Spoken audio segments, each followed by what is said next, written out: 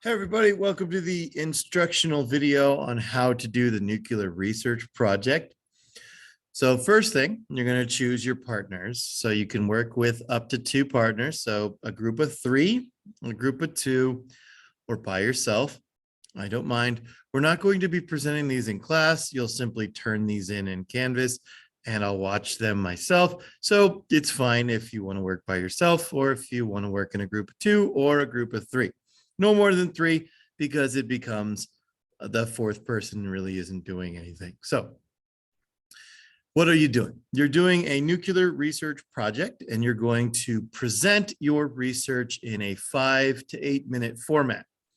Now, the easiest way to do this is to make a PowerPoint or a Prezi or a Google slide and just simply hit the insert audio and just record yourself talking about that slide. So I can just hit play on each of those slides.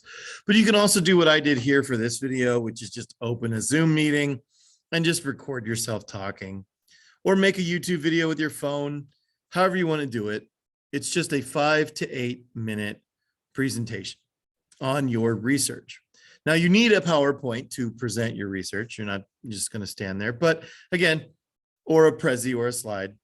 It doesn't matter as much. You just need to have visuals that you're going to talk about, the presentation of your research. You can imagine it like you were giving a presentation in class, but again, we're not going to present them in class. You just simply turn them in. Now, if you like your presentation and you want to include it in the public ones, then I will put some of these presentations up for people to watch.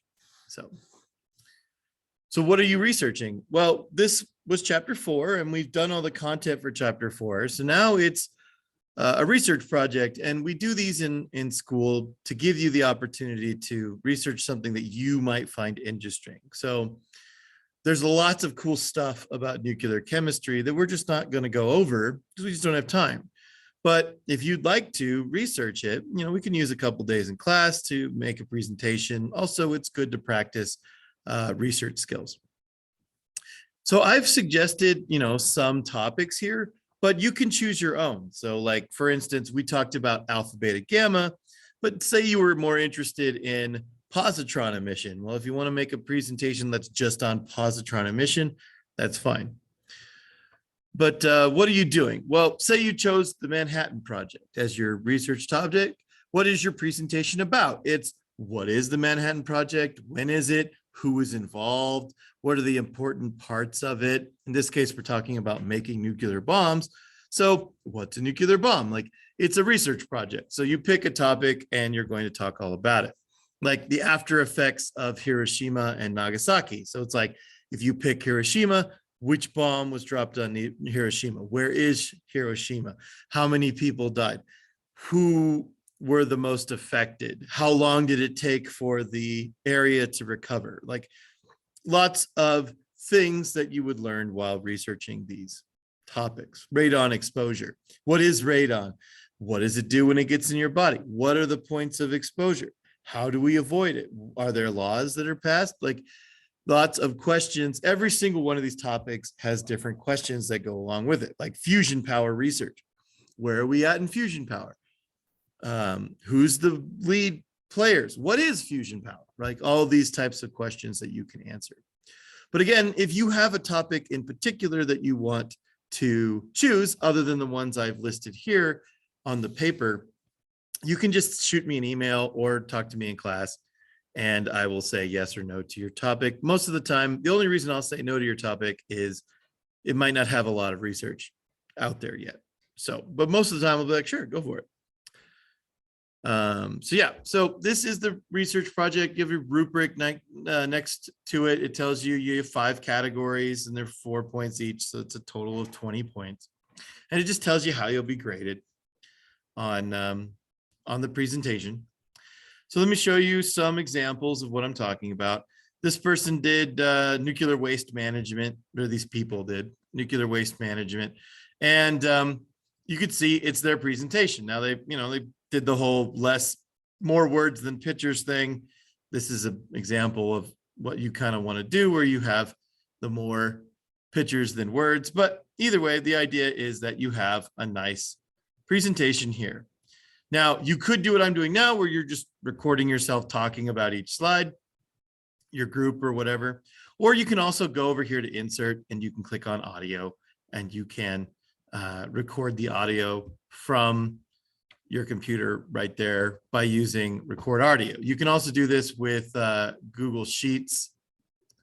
When you do a presentation with Google Sheets, when you do a new presentation on your slide, you can do that same thing. You can go over here, you can go to insert, and you can do audio on that as well. So lots of different ways for you to present yourself. And then Prezi works the same way. So they have tools and all kinds of things to help you out. So that's Google Sheets, Google Slides. I opened Google Sheets like a dork. I was like, there's no audio here. Where did the audio go? Slides. Oh, wait. So you can go over here and you can say, I want to put the audio into